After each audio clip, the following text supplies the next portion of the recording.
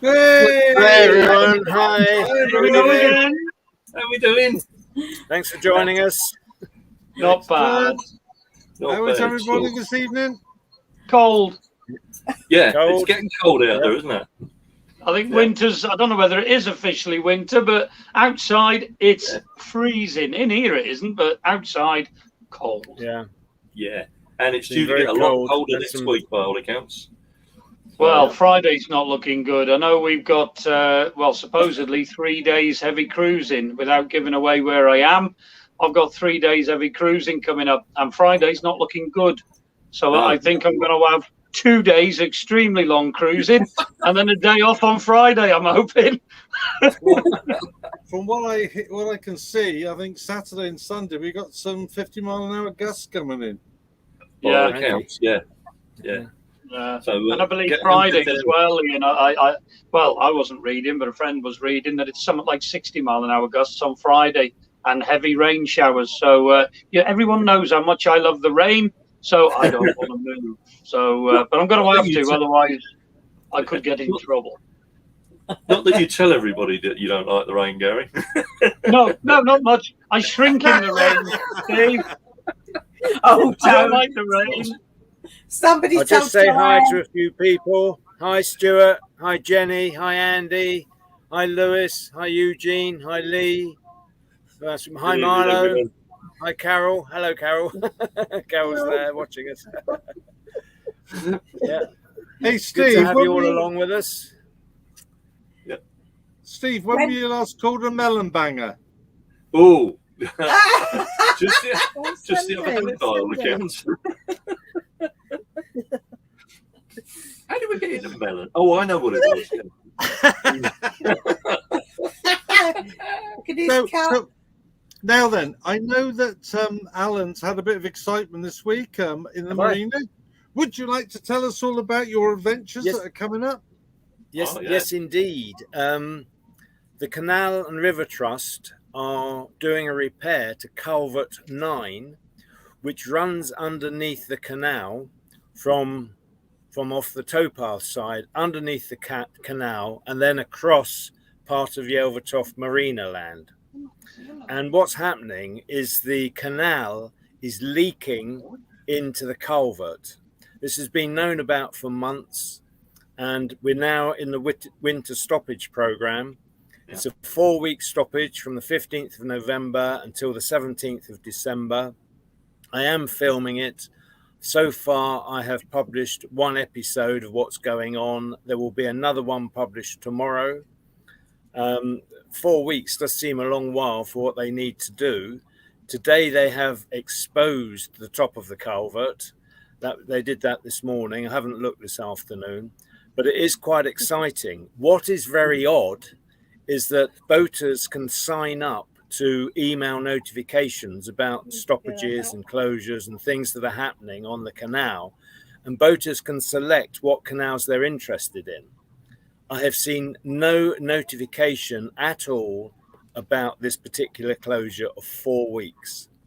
Whilst this closure is happening, they are also doing some emergency works at Watford Locks. So they're taking the opportunity, whilst the canal is closed here, the locks are just sort of 3-4 miles away. They're doing emergency works there. And then at Watford Locks in the new year, I don't know the dates offhand, they're going to be closed for another month with planned winter stoppage works, where they're going to replace some of the gates and do other things. So anyone coming down this way, if they're not aware of the closure, they're going to get stuck.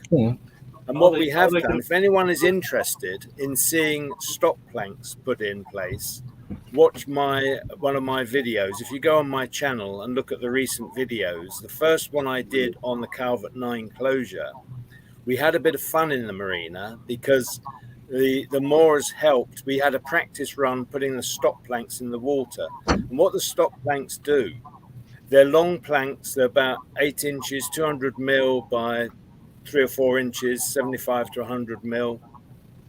They go down between slots on either side of the entrance. In fact, there were 2 sets of slots and there were 2 sets of stop planks. And what we found was they are extremely buoyant because they haven't been used for about 10 years and they've been on the side. When you push them into the water, they float. And you put one on top of it and you think it would sink a bit, and it does. But generally, you can build up quite a few and they're floating way above the water line. They needed to be physically pushed down and weighted down with wedges put in to keep them there. Once they've got wet, they will expand, they will weigh more, and they will stay there under their own weight. But we've done that. The marina has done that as a precaution in case anything goes wrong outside and they accidentally drain part of the canal. We will be buoyant in our boats in the marina. So that's what's going on. It is quite exciting. As I say, I've only published one video so far, but certainly people have been interested to see what's involved. Yeah, definitely. And that's, So there you have that's it. something I didn't know, Alan, about the boards floating. No, not me. Because they weigh a ton. So, Yeah, new to I me, think that. that when they're dry, they're quite, they're not so heavy. they're very buoyant. Yeah. And they need to Wonder- soak to stay down. Morning Star So weighs a if few you look tons. at that particular vlog, you will see them bounce up. They literally just Yeah. bounce up. It's quite Wow. interesting. Yeah. Yeah. Now, we had a bit of excitement with CRT today, didn't we, Steve? Oh, didn't we just? Because we've been sitting around waiting to go in the marina. Obviously, we've been moored up for a couple of weeks now, and the rubbish has started building up. And our world deck is looking like a mini skip on water. It's really was full of rubbish. So we thought we'll move today. We'll go up to the top of a set of locks where we knew there was a skip and disposal point. And only when we got there, all there was this dead patch of land and no sign of a skip. So I phoned up CNRT and said, excuse me, the refuse point, there's no skip here. What's going on? And they said, well, there's no refuse point on our records for this area. So it's on the top of the Hurlstone flight. That's where it is. It's a well-known place for services and what have you. But he said, well, your nearest one is at Grindley Brook. I said, okay, how am I going to get my boat through the stoppages to Grindley Brook then?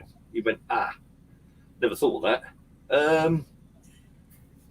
Calverley. I said, that's nearly 3 miles up the canal in the wrong direction. He said, well, what about Nantwich? I said, and that's 3 miles in the other direction. I said, there's about 20 mile of canal at the moment on the Llangollen where there is absolutely nowhere we can get rid of our rubbish. Well, credit the CNRT. Within 2 hours, a skip arrived. I saw the update on Facebook today, Steve. There was an update and it said, "Oh, skip arrived." That was me. So that's how I knew Ian was on the top of Hurlstone flight. But Ian posted this morning, and when I went to look at it, it had gone. Did you delete your post this morning, Ian? Which one was that? Well, I didn't get to read it. You posted about this skip was missing or something. No, But evidently. when I went to look at it, it had gone. Alan, I posted it on Boating Vloggers because I thought it would interest other vloggers. But every time I post on Boating Vloggers, they delete the post. So I finished with them, and then they're just rubbish. They deleted the post. Yeah, every time I've posted, they've always deleted, even when I conform to regulations. And I thought I just don't waste my time in them anymore. That's crazy. Yeah. But what's interesting is we don't know That we would don't have know been whether the useful. skip has arrived as a replacement for the one that CNRT normally have there, or the poor chap in the lock cottage has ordered it to do some maintenance work on his property. But at the moment, it's boat's rubbish. Yeah. Every boat There's always been, I mean, Steve, you've been up there a lot longer than I have, but every time I went up there, there was a couple of wheelie bins. And let's be honest, the services, they've got, I think, is it 2 or 3 water points up there? 2. 2, and the Elson point is no good, and it hasn't been good for the 3 years I've been on the water.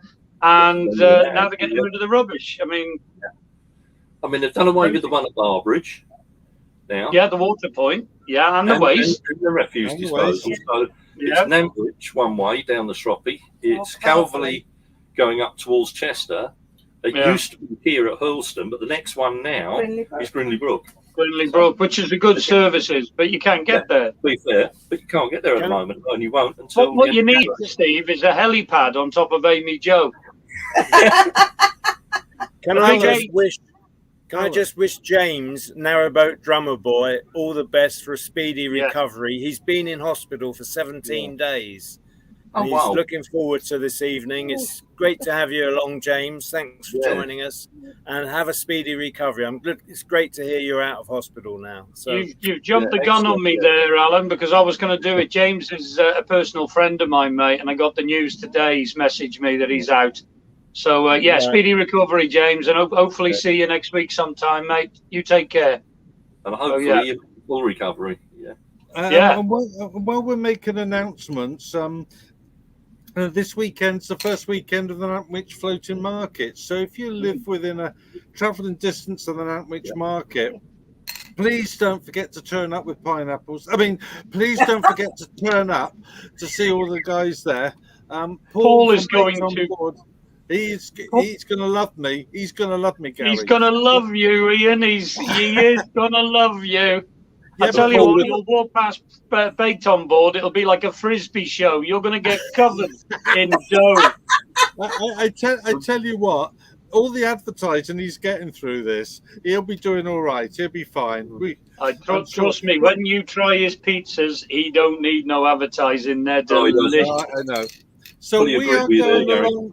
So Steve, Chris, Carol and I will be there this Saturday somewhere around midday. So if you're around there, guys, anyone that's watching, please do come and stop us and say hi.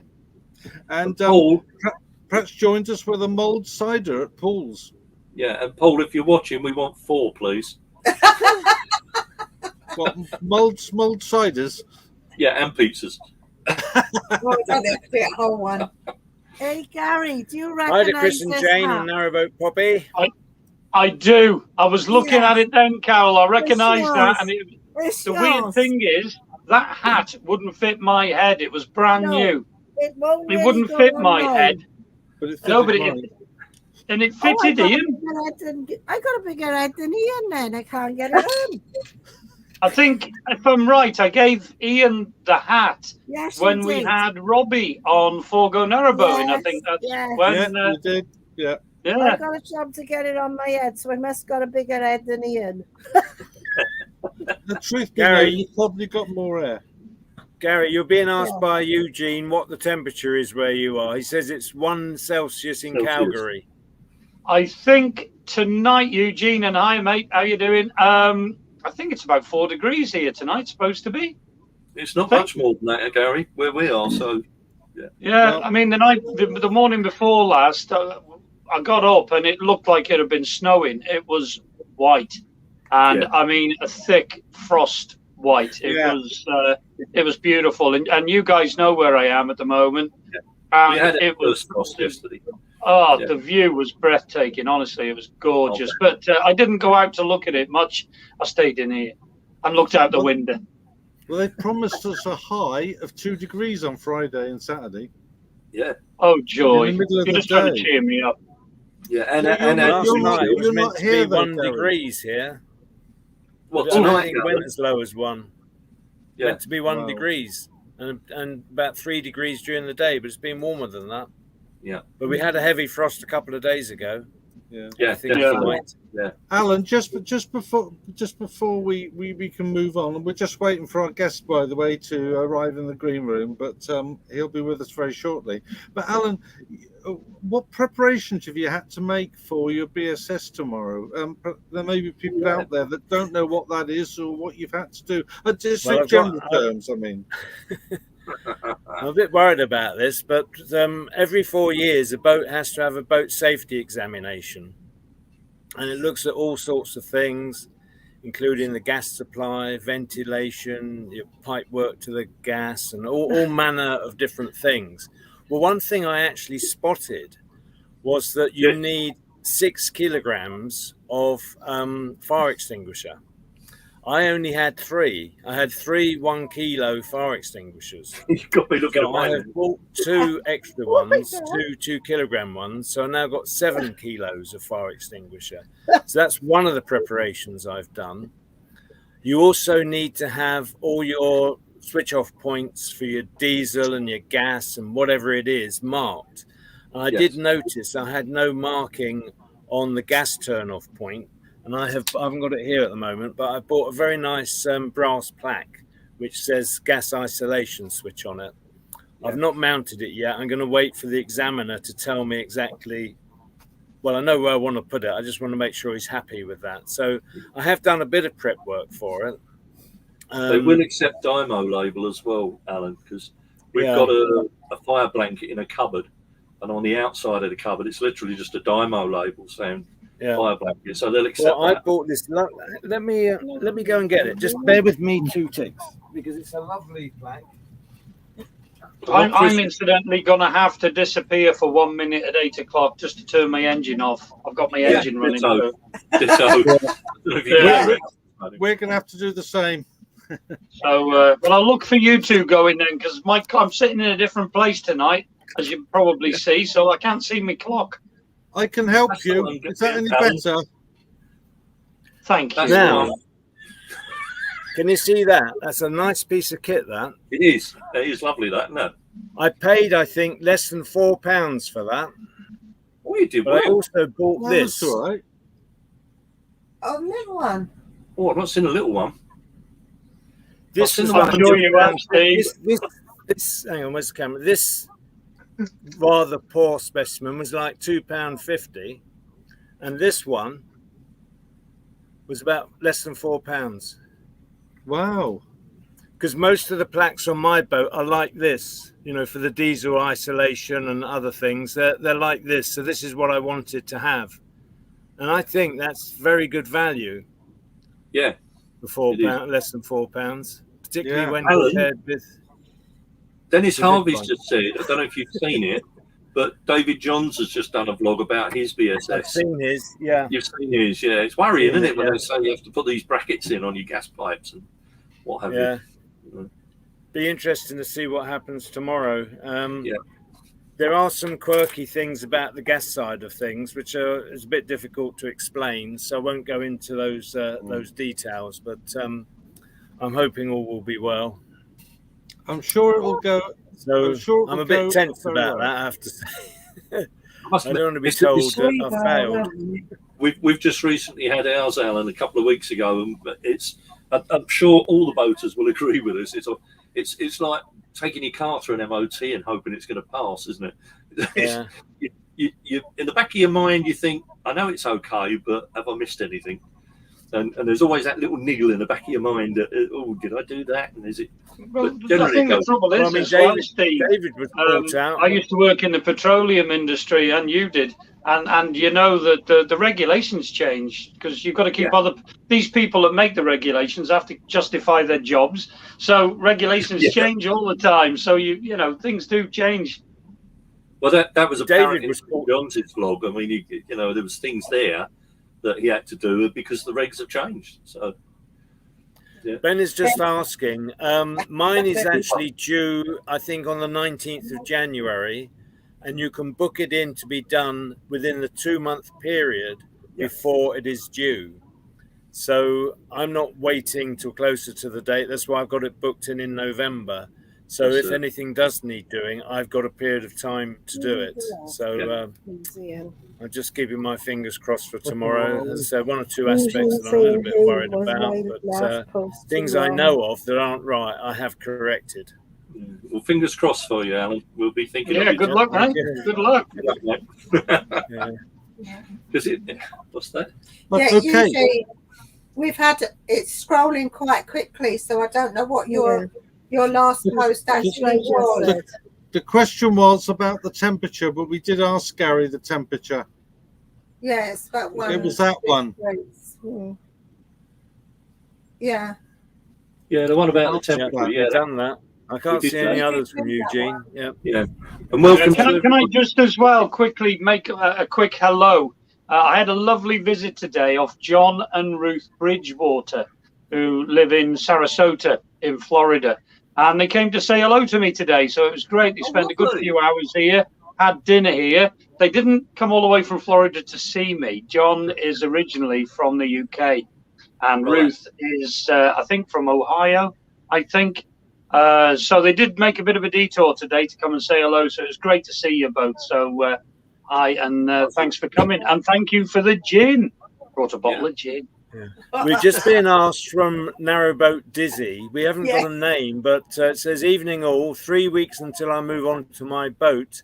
Any advice for a new liveaboard?" Well, one thing I would say, if you've got a boat, whatever you're doing, particularly when you're cruising or going through locks, take your time. Do not rush at anything. Be laid back. Do it properly. Take your time. That is the most important thing. Don't rush. Don't let anyone rush you either. You'll slip, you'll fall in, you'll have an incident. So Get that's a pair one of boots. very important thing. Just take your Good time, pair of boots. whatever you do. Yeah. And Have you got any other advice, liverboards? Yeah. Enjoy it. Enjoy it for one. Enjoy it. That's a good one. Enjoy it one. And Yeah, good pair of boots, really. Even in the summer, if I'm cruising, specifically if I'm doing locks, good pair of boots, preferably toe tectors, and with good grip. Even in the summer, I wear them. If I'm doing a lock, if I'm just going, well, I used to go from Tatnall to the Shady. Yeah, you could get away with things. It's not too bad, but you still need to be pretty sensible with the footwear for grip. So, yeah. I quite agree with that, because I always wear my steel cap boots as well when I'm doing locks. Yeah, me I too. just like something firm on my feet. In fact, when I was coming down a lock ladder recently onto my boat, my foot sort of wouldn't go on the rung. And I sort of wiggled my foot around and a brick fell down. A brick had got caught in there. If you, some people seem to wear flip-flops and sandals. I mean, it's not my way of doing things, but yeah, you need good footwear. And as a sole boater, if I am doing double locks, I do actually wear a life jacket as well.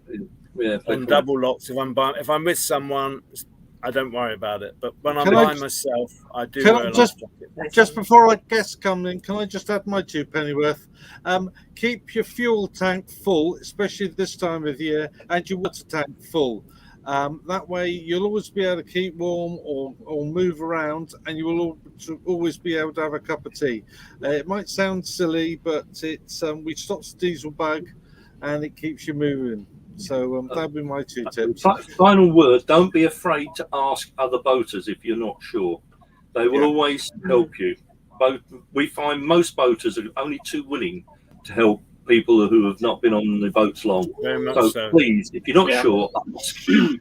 Yes, always say to someone, if you're in a lock or something, say you are new to the business, you don't know what you're doing, and just be patient and take their advice. Yeah. They will. Right. Well, no, it's we see that our guest is in the he's in the green room at the moment, drinking all our beer. So I think it's time that we introduce Trevor from Trevs Travels to join us in this last regular Forgo Narrowboating of 2021. In case you don't know, we've got one happening on Christmas morning, the actual Christmas Day morning, and we've had one comment. Is that the 25th of December? The answer is yes. Yeah, normally is. So 10 o'clock to 12 o'clock. But for now, the important thing is that we welcome our guest, Trevor from Trevs Travel, who's been asked for by many, many people. Trevor, are you there? Yay! Hey, How you doing, mate? I'm good. You guys? There he is. I'm good. How about all you guys? You all doing well? Good, mate. Good. Yeah, fine, thanks. Yeah, welcome aboard. Yeah. How's it going then, Trevor? Well, I'm nice and toasty. I don't know about cold anywhere. It's 25 degrees in my boat. Yeah, it's always warm. And I know I spoke to you last week, but did you move from where you was? You don't have to give your location away, but have you moved? I never care about location. I never bothers me. I will tell anyone where I am. I don't know where I was last week. You were on the Coventry, mate. Not far from Hawkesbury, I think. Yeah, I'm not far from Hawkesbury now either. Probably not the same spot. I think last time I was more just above Hawkesbury on the proper moorings. I'm now moored a little bit further up. I'm sort of hanging around this area at the moment. Before I make a move, probably then towards Rugby, and then possibly onto Long Buckby for Christmas. Yeah. Nice. You're not thought about doing the Ashby? I've done the Ashby before, and I won't go back up there. Oh, I loved it. It's okay. It's I'm too deep draft. Yeah. I sat on the bottom most of the. Every time I passed the boat, I ran aground. Right. What is your It draft? is shallow. About 30 inches. Is Yeah. it? Wow. This I'm boat was 19 overplated. inches. That's a heck of a difference. Yeah. This boat had an 8 mil overplate done on it before I bought it, and it never had any ballast tank. Just in case people don't understand, when we talk about draft, we're talking about the depth of the boat in the water. So mine is 19 inches and Trev is 30. So you can see there's quite a big difference. And if you're a deep drafted boat, like a lot of the old historic workboats are, if the canal is shallow, you will scrape along the bottom. So it can be an issue for some boats. Yeah. Especially for a lot of the old working boats as well, Alan, because a lot of them don't have weed hatches. So if you're picking anything up off the bottom, it's the boat hook around the prop job to get it off. But I agree with Trevor. I've got a 2-foot draft on Chugs, which isn't a lot really for a 57-foot boat. But I was dragging a bit, but I still enjoyed it. It wasn't too bad. Yeah, I went out there in the spring, and it was.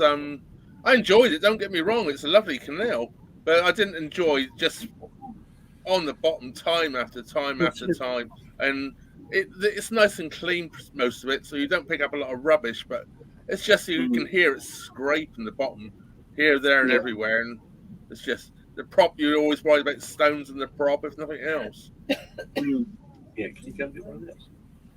Yeah, Trev, I must admit, we'd struggle as well because Amy Jo draws 2'4", and we can only just about get up the Llangollen, the Narrowboat. We're being asked if we can recommend what walkie-talkies we use.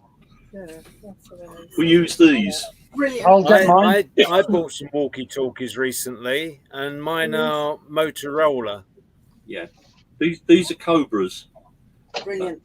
They are brilliant. They're waterproof. Yeah, I bought some. I'm pretty certain they're Motorola. My walkie-talkies. Yeah. I haven't got them to hand, so I can't show you. And mine are just Amazon cheapos. Yeah, they're good. They work. And I've used these for 3 years now. Get it in front of the camera. They're called Biofeng. And and the beauty, they're supposed to have a 5-mile radius. I doubt that, to be honest. But they're good, they're cheap, and you can get them on auction sites for 2 walkie-talkies, 2 chargers, the clip, everything with it, the cables, the lot, was about £18. And they're only £8 to buy each. You can buy them individually. So if you lose one in the canal, it's only about £8, and you've got yourself a new one. They're a lot cheaper than mobile phones, trust me. Yeah. Brilliant. What about you, Trevor? Do you use what Gary is showing us is very similar. I do have a pair of walkie-talkies. Mine are Midland, and I bought them when I was in America, and they were quite a good ones. They actually float, so if mine fall in the canal, you can hook them back out. But I don't have anyone to use them with because I, of course, narrowboat on my own all the time, so I really don't have a use for them. I never carry my phone off the boat though either, so my phone's always in the boat. Yeah. What Gary was showing us is very similar to what we use at Watford Locks, the Canal and River Trust. Can we see again, Gary, what you've got there? Yeah, I think this is the Biofeng. I did borrow an extra one because there is I don't know what make they are, but it looks very similar with the two little switches. It's a different make, this one. This is actually a Friends, but it looks exactly the same. It's called Biofeng. This is a different make. Yeah, but they're very similar. Almost identical. They're 16 channel walkie-talkies. Yeah. Brilliant. Yeah. So, Trevor, you mentioned earlier, Trev, that you used to be in America. Now, someone told me you used to collect hats. What's all this about? Hats in America? Collect tax, yeah. Hats. Pay tax. Hats. Hats. Hats. Hats. Yeah, I got quite a collection of hats. I didn't ever intend to start collecting hats. I've got a load of baseball caps. And I kept getting given them. So I started basically collecting them. Most of them have never been worn. And this has actually come from America. This is, if I get the camera right somewhere, Chicago Blackhawks. Ah, Oh, that's All right. I nice. wonder what the I used logo to- was. Yeah. I used to go and watch the Chicago Blackhawks quite regularly. They're an ice hockey team.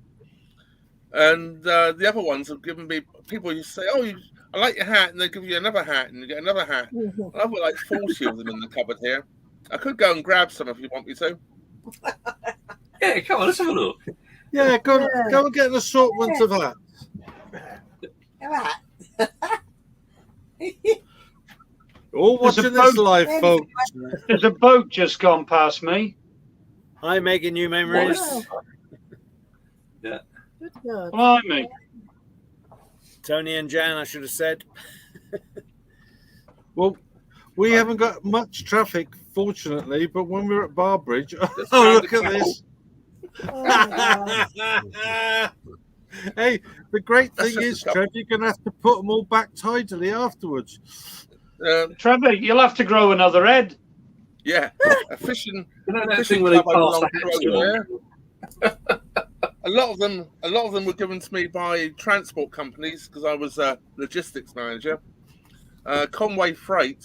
Now they were taken over by XPO, which probably you all know XPO. Yeah. Averett, another company over there. And look, they became XPO.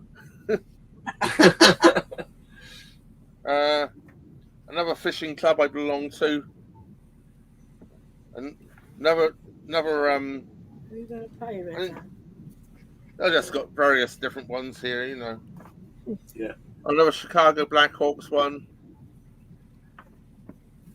Who's it? There's a load in the cupboard, all different ones. Yeah. There's a. Oh, you know And I what, was given Trev? I was given that one in America. Yeah. Well, that went down well. I was Where's given that? it. I didn't wear it. Yeah. So you I've got to mentioned- ask you, Trevor. I mean, you got in touch with me. I don't know. It must have been how long ago when you got in touch and you lived in it was Chicago, wasn't it? And you Yeah, I were was you near were Chicago. Yeah, yeah, I and you were wasn't looking in at Chicago. buying a narrowboat, and you put your house on the market, and then it fell through, and you went through all the disappointment, which I could sort of relate to a little bit, different but relate to. How do you find it now? Are you glad you did the move? Oh yeah. Yeah. A lot of people didn't realise when I was about 22, 23 was the first time I ever went on a narrowboat. It was a friend's narrowboat. And I said the first time I ever went on there, do you know what? I said I'd love to retire on one of these when I'm old, when I get old. And that's what I said back then about retiring onto a narrowboat. I'm sort of retired at the moment. I'm actually looking for a job at the moment. I could do with a bit of an income, but Yeah. but But I you're need to go doing online. you're doing a little bit though. I've been watching your channel, and you're doing photos now, and you've got your own little enterprise. So by all means, we don't mind. Tell us what you do. Yeah. Well, I take photographs around the network, as you probably know. You know of like I do my vlogs, you know, and I take various photographs that I think are interesting, and I'm slowly uploading. It takes a long time to upload onto the internet, funny enough, and actually get all the variations in there. If you ever go onto my website, it's UK Canal Photography, and if you go in there, you'll see all the different variations, different mounts I put to them, and different And you paper I can print them on, and all sorts of things. Well, It just my takes break, forever to get through them all. And I did Christmas cards as a special as well. Oh yes. Oh yes, we will be.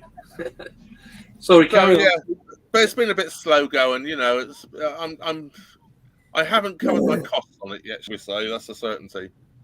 Yeah.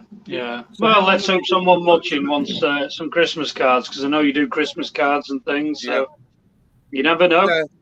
Say you never know. I say it's a something I tried, and it's not done as well as I was hoping. So I really got to look for a job. But I've been in contact with who I used to work for over here, Sainsbury's. And I'm trying to get my pension paid when I was 63, which is next March.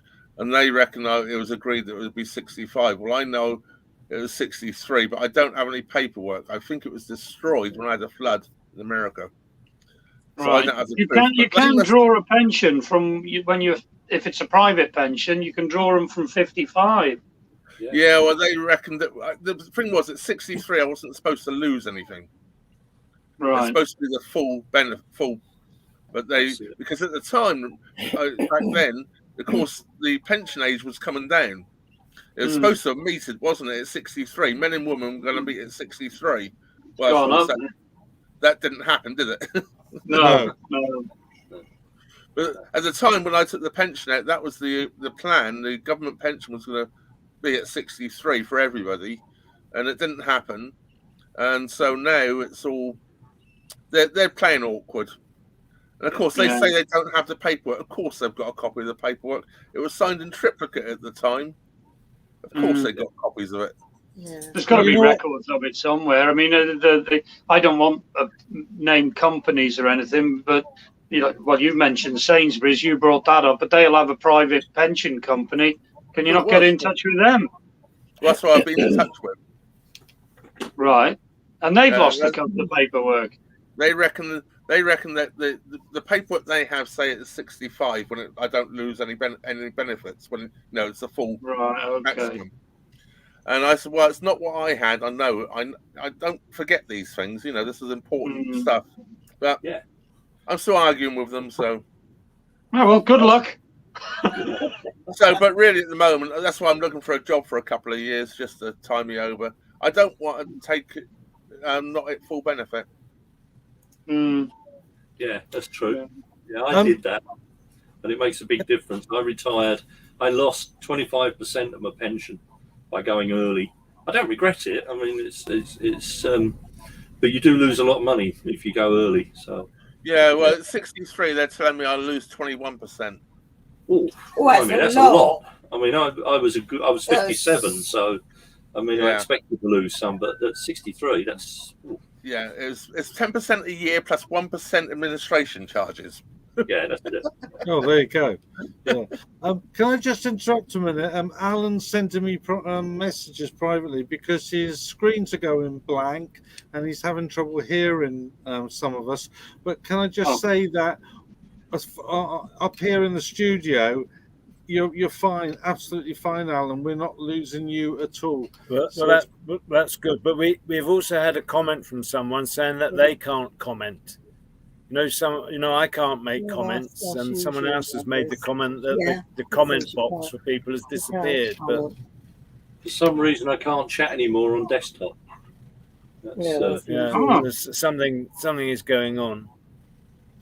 I don't know. We've had issues with Google over here in the UK just recently. Yes. Thanks, Jenny.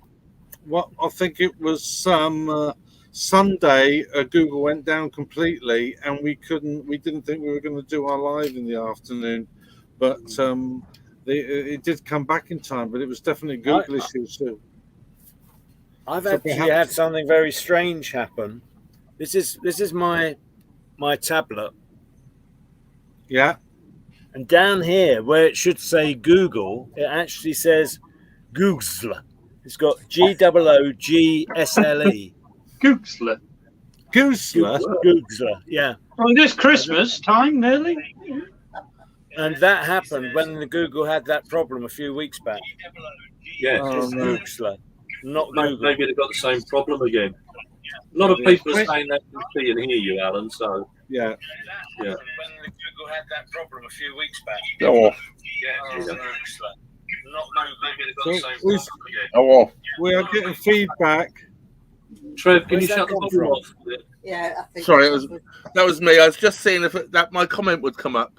Yes, it did. So I just tried it from my phone and it came up. Yeah. All the comments are coming up. No worries. Comment on here, but I can't comment on here. Yeah. Ben, yes, it is technical for me. Yeah. Comments do seem to be working. Yeah. Everything's running. Boy, Ben, Carl, their comments are working for people. So what are your plans for next year then, Trev? Whereabouts are you heading next year? Because I was a bit disappointed, mate, because when you came off the Van Gotland, at the time I was in that area and I thought you'd be chucking a left. And you didn't. You went right and buggered off. So what's your plan for, you were so close to doing that end, and you went all the way down where you've done? I had no reason. I hadn't come that way before. I hadn't been through Nantwich and all before. I didn't come up. No, that I'm way. on about Chester, towards Chester way, mate. Yeah, I had no plans of ever going to Chester. Not this year. I didn't plan going to Chester. I thought about it, then I thought I didn't really want to go down through all those locks just to get to Chester, to turn around and come back again. Yeah, it's not that many, and you've got Ellesmere Port as well, which is lovely water from Chester Basin to Ellesmere Port, and that as well. Unless you have done that bit, you can never say that you've done the whole of the Shropshire Union, because that is the end of the Shropshire Union. That never bothers me. You see, I never worry about what I've been and what I've done. No. I know some But it people is do. beautiful. I've got to do this. I've got to do that canal. I just go where I feel like at the time. Yeah, I come to a junction. I go that way. Yeah, it's very Just go underrated, to the that little windows bit, you know. It's not. I'm not saying I will never do it. It's just that I didn't plan to do it this year. Yeah, I always plan to come back down south once I come back off the Llangollen. Yeah, you wanted to get down there for Christmas, though, I think, didn't you? Yeah, my parents live in Wellingborough. Yeah, and if I can get to somewhere like Rugby or Long Buckby, somewhere like that, my brother will come and pick me up and take me to my parents' place for Christmas. So that'll be nice, because we all missed out the last year and that. So yeah. Yeah, it's pretty. Ian, I'm can just you going to please go put into up the link for the Forgo Narrowboating store? Thanks, We'll Ian. I was just going to say that. Get mugs from. Yeah, I'll put that up and I'll leave it up while I go and turn the engine off. Yeah, thanks, Is it 8 Ian. o'clock? Oh, it's 1:45. It's 2:45. It's Oh, going I'm 18 all up. right. I'll leave mine till 8. I'll leave mine till 8. You can't all abandon us. Come on. No, I'm staying here. I'm staying. Oh, the boat's tilting. They're all running their Ian engines. and Are you Steve running have your moved. engine, The Trev? boat's tilting. Come on, Giggle Sisters, take over. Come on, Carol. Somebody asked us. I'll say something there. Somebody asked, This right, is one of the beginning. mugs that we sell on the Forgo Narrowboating. Yeah. Yeah, we're on our own now, Chris. No, Carol, They've somebody gone. asked. Come on, were we girls, go actually for it. Really sisters? Were we actually really sisters, Carol? Yeah, we are. Still on you. The answer to that one is no, we're not. No, we're not. We're the Giggle Sisters. The Giggle Sisters, but not actually real sisters. No, we're not. But So, have you been watching the Forgo Narrowboating then, Trev? Trevor's frozen. Oh, yeah. Trevor? Yes, too. Yeah. Where you gone, Trev? What's happened to the Trevor? weather Where there are you, then? mate? He Trevor? looks very Trev. stern, doesn't he? It's froze. It's that look in Trevor. your Come on, eye. Trev, give us a smile. Can you come back online, Trevor? Ah, He's there gone. we go. Him. Hi, Gary. We've got a big Gary. we've got Hello, Oh, Gary. Oh my How God! you doing there? Hang on a minute. There we are. Oh, dear. There we go. Where's he gone? Oh, Look at There he you. is. It's back now. I've no idea what happened there. No idea. Just I lost all you guys first, then I disappeared off the screen. That's Yeah. weird, isn't it? It happened to Alan the other week. That's because Ian and I walked away, you see. We lost the fluid. That's what it was. That's what it was. You two blocked the blimmin' signal. That's what it was. Yeah, You we got blocked the the pull on the Earth's atmosphere because you're both moored next to each other. You tilted the Earth's axis. That's it. You get this tidal pull when the pair of us go past. Yeah. Better than a tidal wave, anyway, isn't it? Yeah. Hey, up, Smudge. Yeah. It's an industry Didn't you microphone a minute. two? Didn't you two meet Trevor when he was going down the Shroppy? We did indeed, yes. Trev came past us at Penderford when we were moored up Yeah. there. So we had a little chat, didn't we, Trev? You were Yeah. more than the stinky place. I was, wasn't I? Oh. Yeah. The farmer was doing the fields or something at the time, probably. It was rather pongy. Yeah, we I'll tell you found what, this there's little a mooring. couple of times you don't. That's one thing about the canals. You never realise what you're mooring up to. I know when I was doing the trip with John and Ange, the rain. We got on the Staffs and Worcester, down the Shroppy, did a left, on the Staffs and Worcester, and the rain, and we hid under the M54, and we said, well, we've got to go. We can't stay here. So we got going, and the first mooring we pulled up, moored up, and what's that blimmin' smell? It was horrendous. So we thought, well, at least we're moored up, get out the rain. Went on Google Earth. There was the biggest sewers that you've ever seen, the sewerage plant, on the other side of their hedge. And then further down, let's just say, well, we didn't know where we were moored. We hadn't been there before, and we moored up, went on Google Earth. And we were literally next door to this huge prison. I went for a walk through the woods, and there was like this huge fence and concrete. What the bloody hell's that? So I went back on Google Earth, and it was full of, they're not the people you want to go drinking with. Let's just say that. There was a prison and a sewage farm. And you think, what's the attraction? Why do they put these moorings right next door to poo plants? Yeah. Well, this was a lovely little mooring where we were, and it was quite idyllic. We had a blooming good internet signal for foregoing narrowboating. But when I took the drone up next day after Trevor had gone through, and we realised we'd moored opposite a fertiliser processing plant. Oh, and that's nice. what the smell was. Oh, it was putrid, wasn't it, Trev? It wasn't nice. Steve, do you fancy relating anything of the story about the twins in their special clothing? Yeah, that was actually at that spot as well. Doing as you do, you look on Google Earth to see where you're moored, and I noticed there was an ex-RAF airfield, or what was left of it, just behind the hedge. So I thought, I know what I'll do. I'll take the drone up and I'll do some footage. So I've got the drone out and I've walked down the lane. Not a soul. It was right out in the middle of nowhere. And all of a sudden, the horse box turned up and stopped just a few yards behind me and then drove off. I thought, absolutely nothing of it. And then the next thing, these two very attractive young ladies, they're obviously twins, turned up in very tight-fitting silk blouses and shorts and high heels. Now, bearing in mind, we're in the middle of farming territory. This was a country lane, miles from anywhere, and these two lovely-looking women turned up, wanted to know what I was doing. And within 5 minutes after that, this big van pulls up, and another guy gets out and wanted to know what I'm doing. It was almost as if I was intruding on or about to find something out that I wasn't supposed to see. And if sorry, Steve. Whereabouts was this? Bridge 6. Bridge 6. That was it. It was Bridge 6. Bridge 6. Yeah. There wasn't any cameras around that area, was there, Steve? No. Well, not that I could see, but there were signs up saying CCTV. Yeah. But there was no sign of any cameras, and this airfield was just full of nothing. Dog walker as well. A dog walker and what have you. But the interesting thing is, at night we could see bright like floodlights moving around the airfield, and we could hear engines. UFOs. Yeah, that's what we reckon. Yeah, but there was obviously some sort of machinery going on at night. So yeah. But what these two young ladies were doing in the middle of nowhere in farming territory on a disused airfield, I have no idea. But I was quite probably best not to ask, Steve. You're going to have to use your imagination. Yeah, exactly. I think I'd have asked, to be quite honest. They didn't ask me what did I want. They asked me what I was doing, not what I wanted, which was a shame. But never mind. Anyway, that's another story. You didn't ask me how much then. No.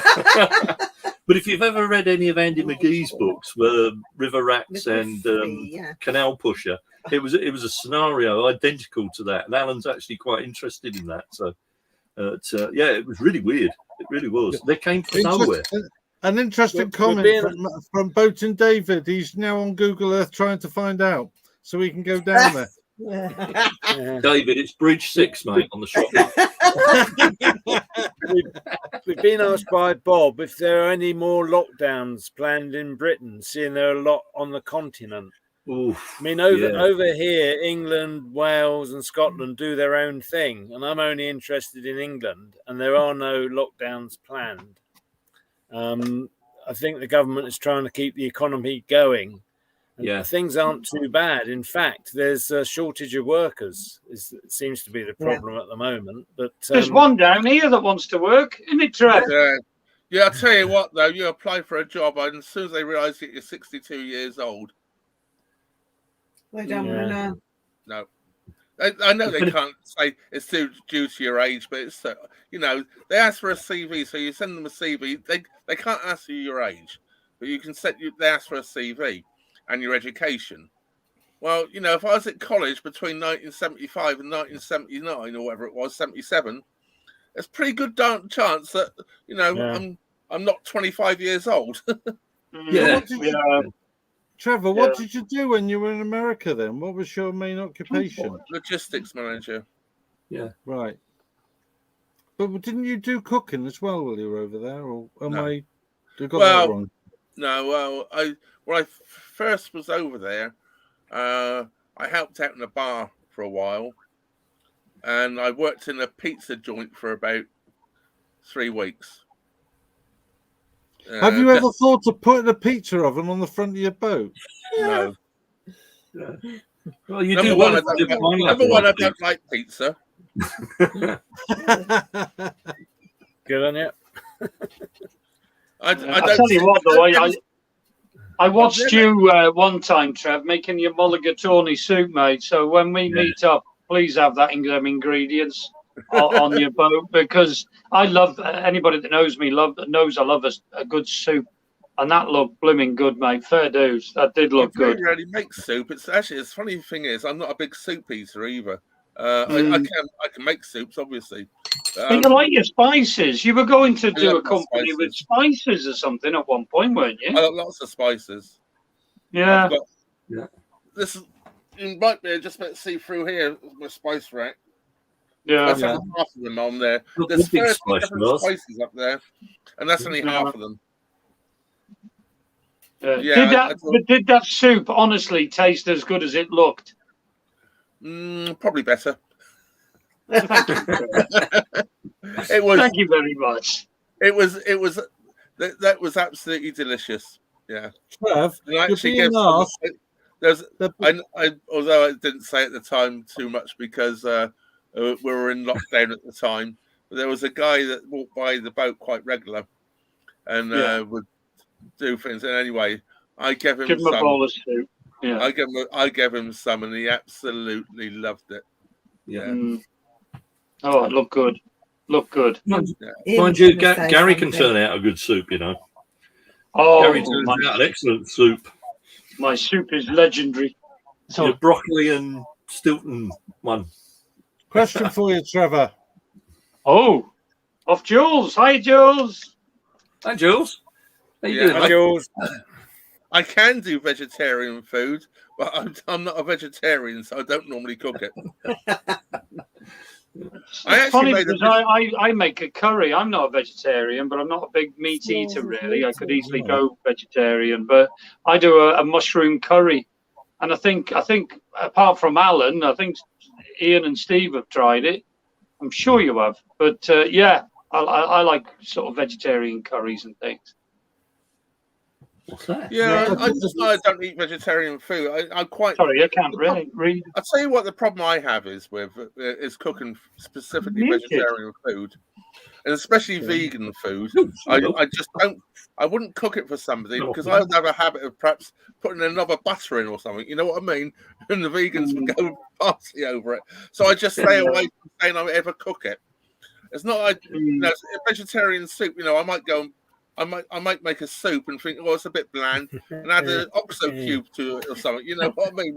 Or a chicken stock cube or something. And then it's not vegetarian anymore, is it? So no, I never call anything vegetarian particularly unless I really go for it. I did actually make on one of my old I did a vegetarian what was it? Spaghetti bolognese. And I made the bolognese out of eggplant, or that's different. Not corn mince. Trevor, question for you, Trevor. Question for you, Trevor. Yep. On screen. What are your winter plans, Trev? what your winter plans are. Keep moving. Yeah. I don't really plan that much, you see. Besides going to my parents for Christmas and getting somewhere sensible to get picked up, then I should. Actually, I'd say what I was really pleased to hear what you actually said earlier, Alan. I was heading up that way. Yeah. I didn't, as you say, there's been absolutely nothing on the website. There's been nothing at all. It is on the winter stoppage list. If you look, if you go and search for stoppages, it is there, but there's been nothing, no notifications. Normally, I just rely. I'm signed up for everything. I'm signed up on the email for every stoppage. I don't go Canal Pacific. Otherwise, I always forget when I change canals and I'm on somewhere different. So I get every single one every day. I get loads and loads and loads of them. And there's never been anything on there about that at all. No. I'm going to go and turn the engine off back in a minute. Oh, go and start mine. I'm joking. Trev, we're being asked if are your soups chunky or smooth, and do you thicken them with potatoes? That's an interesting one. That I don't particularly use potatoes to thicken them. There's plenty of other things you can use to thicken your soups. I don't use flour either, although some soups are roux based. It's not that I'd never make roux based soups, but a potato and leek soup obviously is thickened with the potatoes. Yeah. I do like to thicken a lot of my soups with double cream. Yeah. Yeah.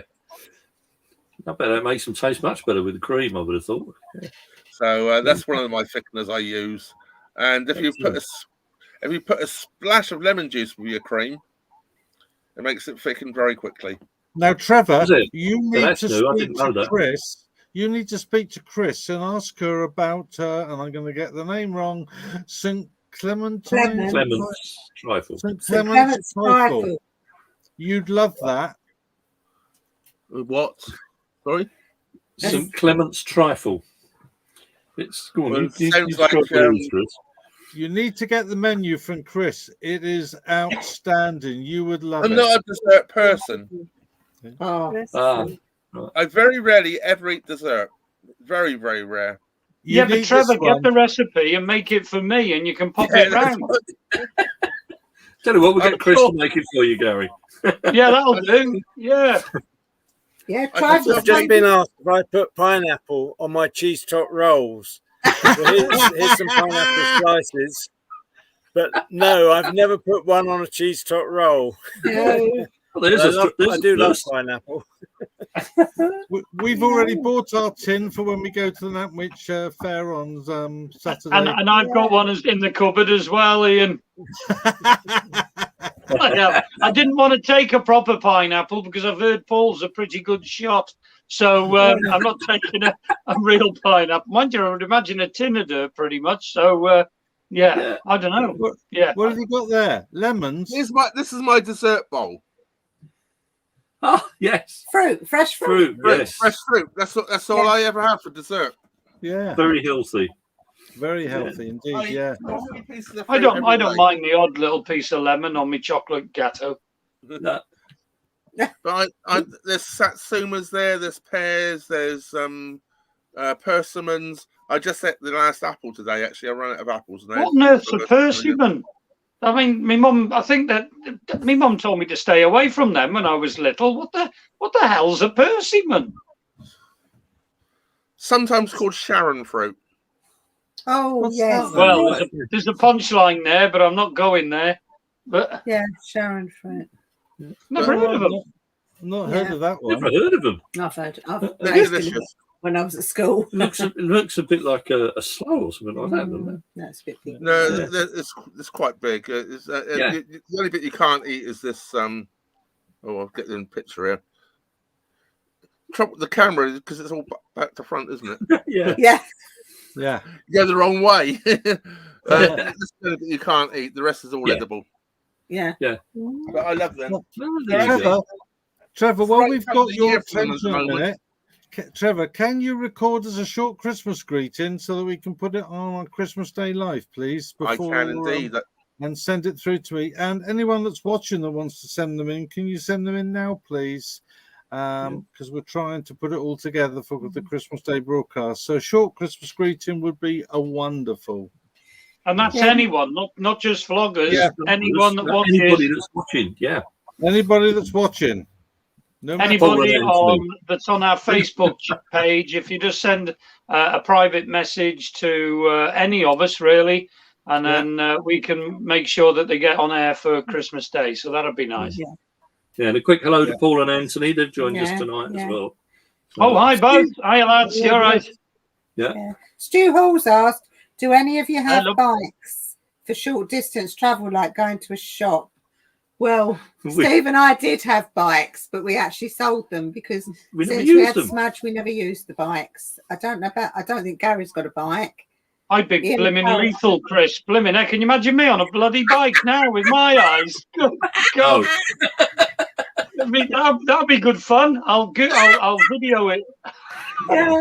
No, so we did have them, but because we've got the dog, we tend to walk with the dog rather than bike. Sorry, guys. They sat on the back of the boat for over a year and just rusted. So we got rid of them. Go on, Alan. Sorry. When I bought the boat and moved up to where I am now, I actually sold. Well, I didn't sell my bike. I gave it to a charity that refurbishes them because it was about 10 years old. The brakes weren't very good. The gears weren't very good. I didn't like the cross section of the wheels.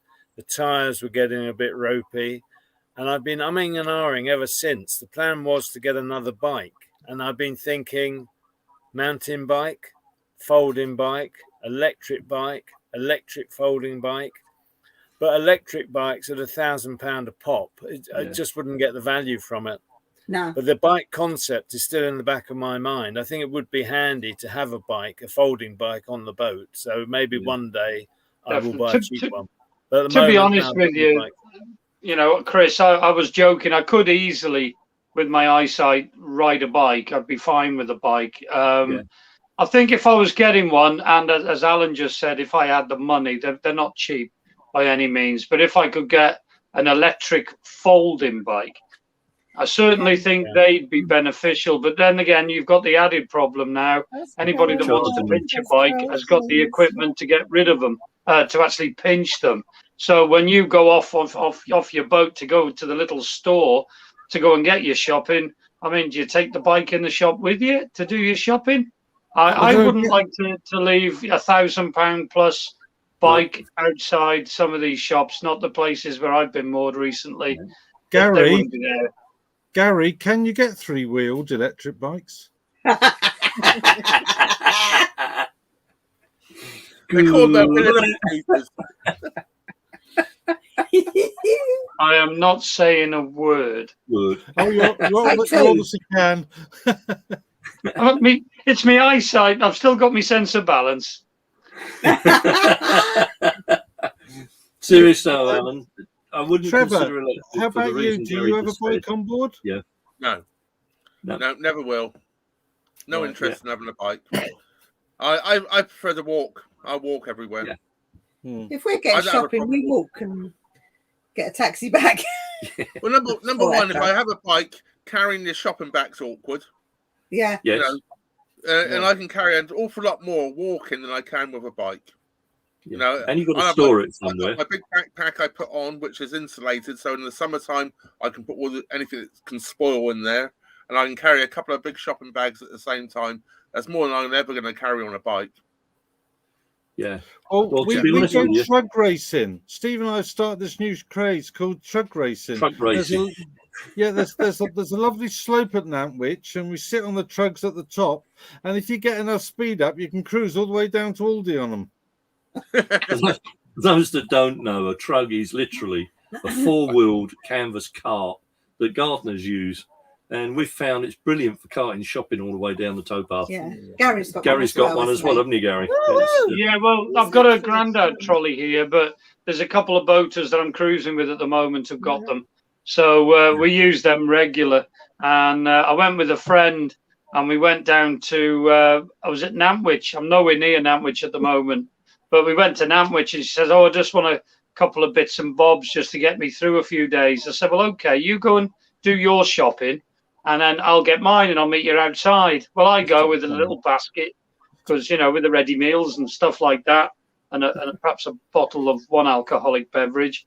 And I'll go in and I'll buy me stuff and I'll put it in my carrier bag, and then I'll go and wait outside the shop. I am not kidding. She came out with this truck full to the brim. Yeah, I couldn't get my bag in this truck. I thought you were only going for a couple of pizzas. Well, there's this, there's that. So that's the only trouble with them. You think that you haven't got to carry your shopping. Now, I know the hill I know the hill that Ian's on about at Nantwich to get you back up to the towpath. And I'm telling you, that's not a little hill. It's like that. And I don't know about needing a horse to pull your boat. You need a horse to get up that hill. It's murder. And it's a pretty long way, really, from the town as well at Nantwich. I mean, it's that steep. By the time you get to the top, you need an oxygen bottle. Yeah, you do. Well, I do anyway. But honestly, Steve, I know you with the COVID and everything. Perhaps you haven't got your breath back, but mate, I'm apart from my eyes, I'm reasonably fit. I struggled, especially when a couple of subscribers actually stopped me halfway up, and then you're grateful, aren't you? Well, you're not, because then you have to start again. You know, when you're on a roll, and then you got to start again. But yeah, they are handy to have, these fold-away trucks, and they take up minimal space. They are a brilliant thing. Yeah, they are really good. Yeah, and I mean, like today, we came up the top of Hurlston Locks, and we were looking for this missing skip that wasn't there. So we came through the bridge hole, and we've moored up just the other side of the road, and then we came back down to Helbean up through the locks, and this skip appeared. So we thought, we can get rid of our rubbish now. So we that was Ian. That was Ian. It wasn't a skip. It was Ian. So we used the trug, bunged all our rubbish into the trug, and took it down to the skip. So, you know, not only for shopping, you can get rid of your rubbish. Yeah, we carry everything in them. One of them, Trev, very handy, man. I'll tell you what, if I had 60 quid to spare, I'd probably buy one, but I don't have 60 quid to spare, so I'm not going to buy one. If someone wants to donate them to me. Yeah. They are good. I mean, Trev, I don't know whether you've got a granddad trolley, we call them, you know, with the two wheels on. Granny trolley. Granny trolley. Yeah, I mean, they're great. I've got one here, and they're marvellous, mate. Saves carrying. But I suppose you get just the same amount in a backpack as you would in one of them, to be fair, like. Yeah. I'm going to get myself one. Have we bored him? Has he gone? I have this. A backpack. A big backpack. Oh, it's got wheels. It's got wheels on it. And it's got a handle to put it along with. That's it. And it's got the straps to go on your back with. Oh, I like that. That's brilliant. So it's got the straps. It's got even a flap which comes down your bum so it doesn't hurt. Straps on it. So a full long handle. And it's, well, I've got extra bags in there. And it's insulated. That's very handy. That's good. I like that. Yeah. So that's what I carry. And you know, I can get 3 or 4 days worth of food in there quite easy. Yeah, I'm going to fatten Smudge up, and I'm going to get him a harness. I'm going to tie that to the trug. It'd do me no good with these two, would it, Steve? Really, they wouldn't be able to. No. Hey, we wouldn't do that to you, fella, would we? That's a good idea. You see that message about co-op Deliveroo? Yeah. Didn't know they did that. I must admit. Oh, right. Thank you, Dave. Thanks, Dave. That's worth knowing. Not if I want to pay somebody to deliver me my shopping stuff. Sorry. Fly. Can't stroke the dog now because I get hair on her clothes. No, you just stop it. Lynette. Well, I'm going to be doing the Mac and the Peak, I think, at some point. Well, on my way down. Might see you there, Ian. Might see you there. I know I've been talking with John and Ange, and we're cruising. And without going into specifics, we might be a 3-boat flotilla going around that area. Ian, maybe the Mac. Yeah. And what have you around there? Yeah, definitely in the Peak. Yeah, but who knows? What we also want to do, where you guys have been, because John and Ange haven't done the Llangollen. I've done it. So I'll perhaps maybe doing. Well, I'd like to do that, but it's up to John and Ange because unfortunately they've been off the water for a while. So I'm leaving it up to them, I think. Yeah. Trevor, question for you. Yeah, I just saw it come up. I was there for 15 years, basically. About 2 or 3 weeks short of 15 years. Yeah, that's quite a time, isn't it? When did you come back? January the 30th. How many days in January? 31? 31, is it? 31st of January 2020. No, 2019. Oh, so you've not been back that long, then? Not that long back, then. 20. No. It'll be 2 years. It'll be 2 years this January. Oh, right. I thought you'd been back longer than that. No, I know it's not Where long. Where were you in the States? I was near Chicago.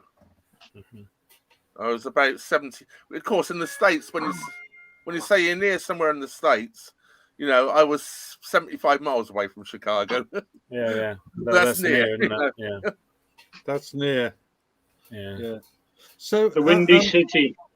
Yes. Yeah, do you know why it's called the Windy City? Is it windy? Nope. Eat a lot of baked beans. Yeah. It's called the Windy City because the politicians were windy. In the days Yeah, of, but Capone that would mean every city in the world would be called the Windy City, surely. Well, that's how it got the nickname, because when Al Capone and all that, the politicians were too. Well, they're in their pockets as well, but they wouldn't take on they wouldn't take them on. So it became windy. I actually thought it was to do with the wind. Wyoming is the what is it? Cheyenne, Wyoming is the windiest place in the US. Good trivia question, you say. Bit of a trivia player. Yeah. You find that I'm trying to think. St. Helens is pretty windy in the UK because that's where the Heinz factory is. Yes. Or is it? I think is it not St. Helens? It's on the right as you go up the M6. I can't think. It's a long time ago. Somebody will tell me. Where was the Heinz factory? I can't remember. No, it's not Skelmersdale. It's the opposite side of Skelmersdale. Never mind. I don't know that area very well, so I don't know. I used to see it regularly, and I can't think. My mind's gone blank. It's amazing because I spent my life on the roads. Well, a lot of it. You forget all about where was where and what have you. You just totally switch off from the road. Weird. I've had a private message come in asking. I don't know why it's a private message. What have we all got planned for winter jobs on the boat? Anything? I've got a list as long as your arm, I tell you. Well, Steve, you can start because we know what you're doing, but everyone else probably doesn't. Yeah, we go into the marina on the 10th of December, and Amy Jo's having the bottom shot blasted to get rid of all the old blacking and different makes of blacking that's on it at the moment off. And she's having 3 coats of 2-pack blacking, which is like an epoxy. You mix it up with a hardener, it goes off.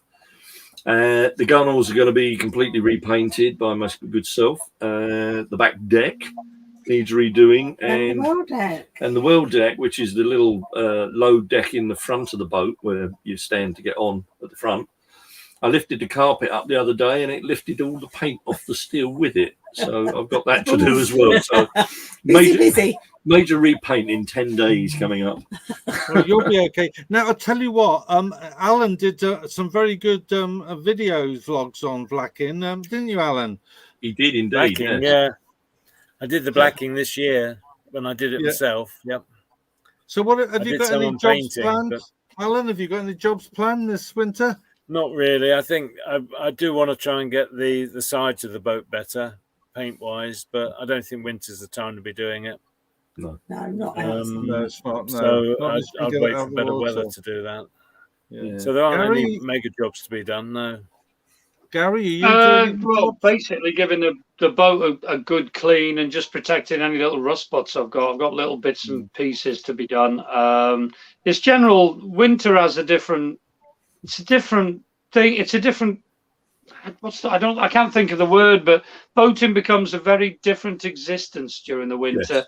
Yeah, you tend to you do you hibernate a little bit. You tend to make sure that you've got enough coal and logs and kindling and fuel, and you sort of bunker up because you don't know what the weather. I mean, we can get minus. I know a lot of places and a lot of people watching this. When I say we can get as cold as -7, we'll be laughing. I know you can get -40 odd in places, but to us, when you're sitting in a steel tube, you are pretty vulnerable. So you have to make sure your boat maintenance is good, because if something goes wrong with your stove or your central heating, people say, does it get cold on a narrowboat? Trust me, it gets absolutely bloody freezing if you've got no heating, because you're in freezing water in a steel tube. So yeah, it does. So you need. It's a different concept. Gary mentioned rust spots just now. Yeah, Trevor, have you got any jobs planned this winter? I continuously cruise all year. I don't go into marinas or anything. I just carry on cruising, and I prefer to do the jobs in the summertime when it's warm. To be honest with you, doing any paint stuff is a waste of time in the winter. As saying just now, this paint won't stick properly. It's probably going to fall off again next spring if you're not careful doing it in the warmer conditions. I just cruising and keeping myself warm. I try to. I'm as I was telling you earlier. Money's a bit of an issue with me these days, and just keeping warm. I try only to burn coal at night. I'll put coal on when I go to bed, and that's the only coal I use on the fire to keep the costs down. And I forage the wood. Yeah, I forage wood and cut it up myself. Yeah, we've seen you doing that on several of your vlogs. Yeah. Well, I think quite a lot of continuous cruisers do that, don't they? A lot, yeah.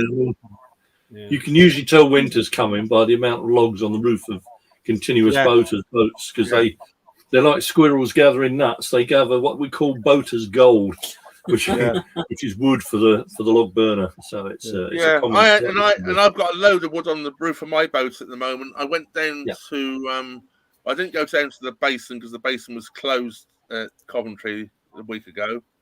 And on the way back, I went down to Bridge 3 because I arranged to go to the post office there to pick up my prescription.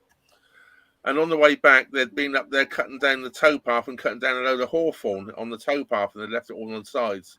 So I picked up loads of hawthorn on the way back out, and so I had a lot of hawthorn. It burns well, doesn't it? Yeah. It burns well, and it takes very little seasoning. Yeah. If you I sawed it up and chopped it and split it and put it on the roof. Within a few days, it's seasoned. It in the wind. It's not raining hard, and it burns terrifically well.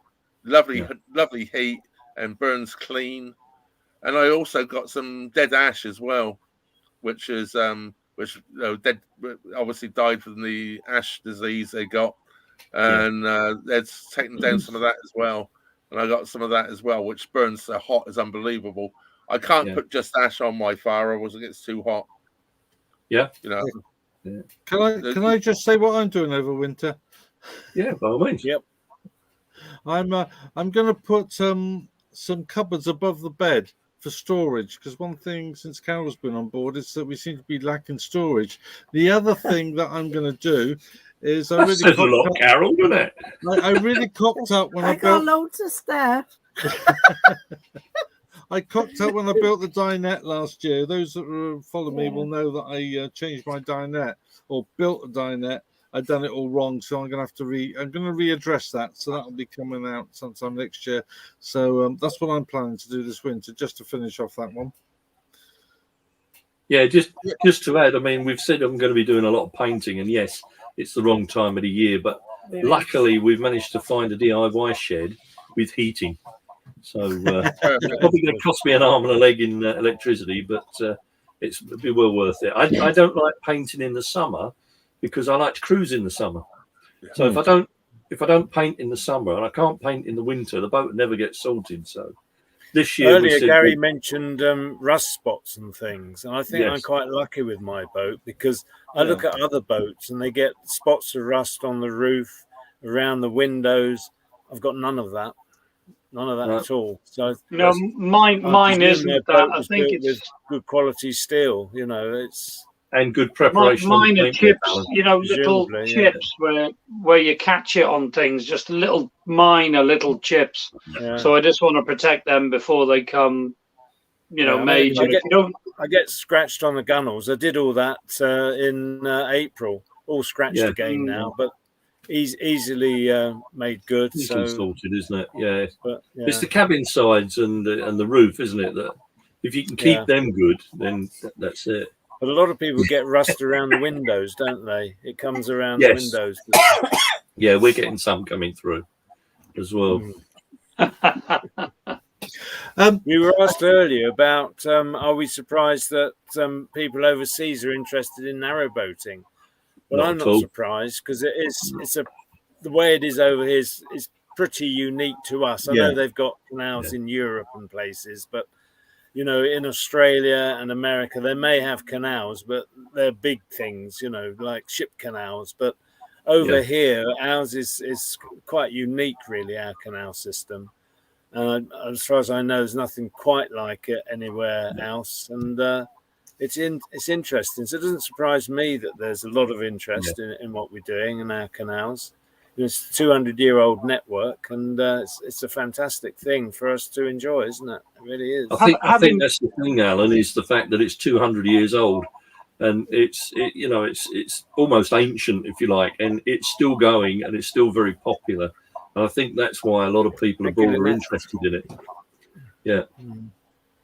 I noticed though I know Trevor has done a vlog or two about the canals in the States. So I have seen a couple of them. People don't realise that back in the tail end of our canal era, they were actually building canals in the US, and they're very similar size and very similar to our canal system over here. The Illinois and Michigan Canal, which I live very close to, that ran from right through Illinois and Michigan. It was 197 miles long, or whatever it was, something like that. Anyway, that's very, very similar. The locks are very similar in size. They're a little bit bigger than over here. They were about 15.5 foot wide and about 75 feet long.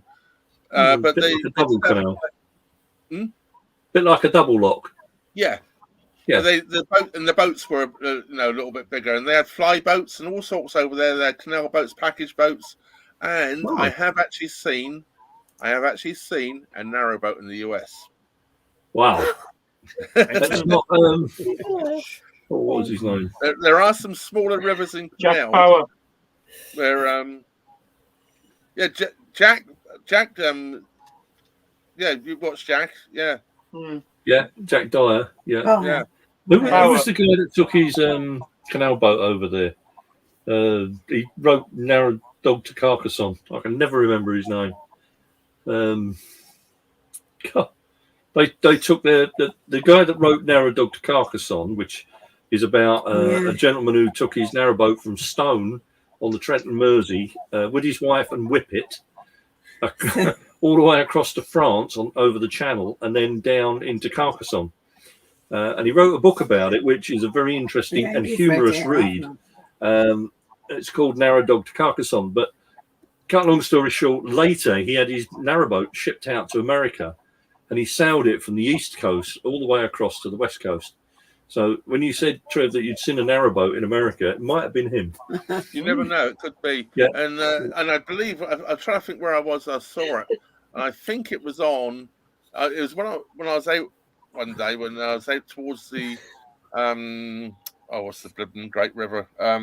The Mississippi, but I wasn't on the Mississippi. I wasn't at the Mississippi. It was one of the smaller tributaries, and that's where I saw it, I think, just before I got to, I can't remember the name of the town now. Yeah, somewhere else. Terry Darlington was the guy's name. Thank you for that, Linda Trott. Terry Darlington was the guy that took his boat across America. So, thanks, Linda. I was desperately trying to remember his name. I actually met Linda in Nuneaton, so hello, Linda. Right. I'm about 5 miles from Nuneaton, if that. All right. We're coming up. We got about 4 minutes, guys. Oh, right. Already. I know Blimey. it's just flown by, hasn't it, again? Look, we got one more question. Could we just answer this one before we all say our goodbyes? Yeah, I was just going to say, is that Mark Lee? Yeah.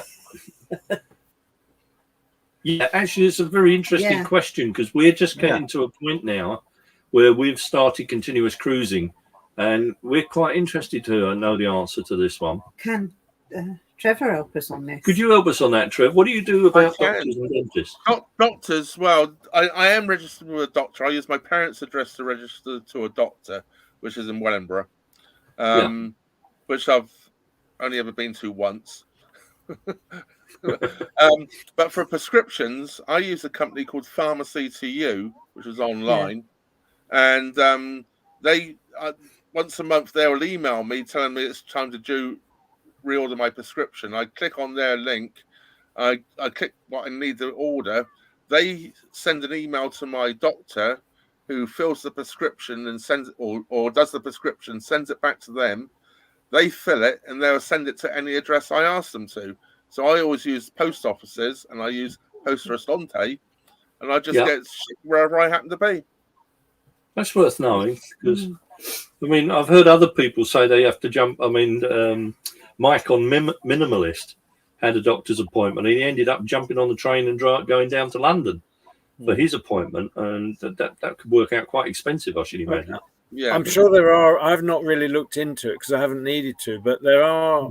You can, I think, virtually go into any doctor as a temporary patient. Yeah. As a temporary patient. I don't know all the details how that works. I'm registered at Crick Medical Practice, which is just a couple of miles from the marina. So I've got a doctor sorted out if I need one. It's exactly the same what you do if you're on holiday. You know, if you're on holiday, you can go to any doctor wherever you are. So you just register as a temporary patient. And you can walk in, and you know they cannot refuse you healthcare. That's fair play, yeah. You know, and Sue E said download the NHS app. It's brilliant.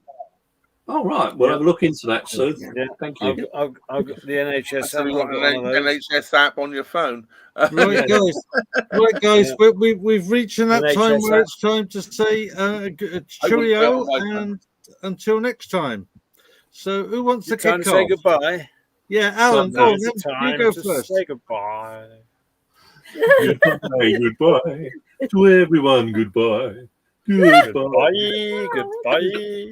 I'm obviously too young for this. Too young for Dudley Moore and Peter Cook. I don't think so. Go on then, Alan. Okay. Well, thanks. I suppose we should thank everyone for watching our vlogs throughout the year and everything. It's, from my point of view, it's been great to have everyone's support and encouragement.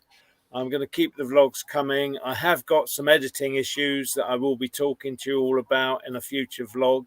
I do need to sit back and take some time off to sort out my editing suite. It's getting worse, I'm afraid, but I'm sticking with it at the moment because I need to get the vlogs out. But thank you to everyone for watching me this year. And we'll be in touch at Christmas, of course. So take care, everyone. Steve and Chris. Yeah, and thank you for, as Alan says, thank you for all our viewers to watching our vlogs. We are most grateful. And as this is the last Forgo Narrowboating of 2021, we do have the Christmas special line, but I'll let Ian talk about that. Can I just say thank you for supporting the Forgo Narrowboating crew and the latest members. I'll be right back. The Giggle Sisters. So thank you. Thank you very much for all your lovely comments, you guys that watch. We couldn't do this without you, and thanks again. So stay safe, stay well. Let's hope lockdowns don't come back, and enjoy Christmas. So have a good Christmas. Hello, Alan's having. I'd just like to say thank you for the twins for turning up on Trevor's boat this evening. Oh no, I thought the twins would give you a knock there for a minute, Trevor. I'm going to have to say goodbye very, very quickly now, if you don't mind me backing in. I'm just about to lose my laptop. My battery's saying low battery, I can't turn the inverter on because I don't have enough electric. All right, mate. Take care. I'll All say the best, goodbye. Trev. Take care, Let's Trev. go around. Cheers, Trev. All the best. And Cheers. thanks for coming on, mate. Thanks for coming Thank on you with for us. having me. Yeah. That's all Cheers right. now. And Cheers. can I Take just care. say thanks to everyone who has appeared on Forgo Narrowboating over the past year. Thanks for everyone that follows Carol and my blogs, or vlogs, should I say. And the Giggle Sisters seem to have got their own fan club out there, Oh, judging yeah. by some of the comments that have gone by They tonight. want us to make films now. So, Can I just thank before I go, Ian? good. Yeah, go on. No, I just want to say thanks to everyone for watching the channel and supporting me. Thank you. I really do appreciate it. Have a wonderful Christmas, and we'll see you Christmas Day. Enjoy the build up to Christmas. Get down those Christmas markets and support the floating traders. Get down there, get to Nantwich, go meet Steve and Ian. Unfortunately, we did plan on being there, but we won't make it in time. But a big thanks to Trev for turning up, and thanks to these lot over there. Where are you? There, over there, for another good year of Forgo Narrowboating. So yeah, have a good And Christmas. See you on if you're Christmas spent Day. for Christmas presents, then jump along to the Forgo Narrowboating store. I'm sure you'll find something there. So that's it, folks. See you Christmas morning, 10 Yeah, o'clock. Christmas morning. Yeah. Full of Take care, everyone. Full of Christmas cheer and elves and Father Christmases and pointy ears and whatever else you were doing on Christmas. Make it a really good one and stay safe, guys. Yeah. Ta-da! Cheers. Ta-da. Take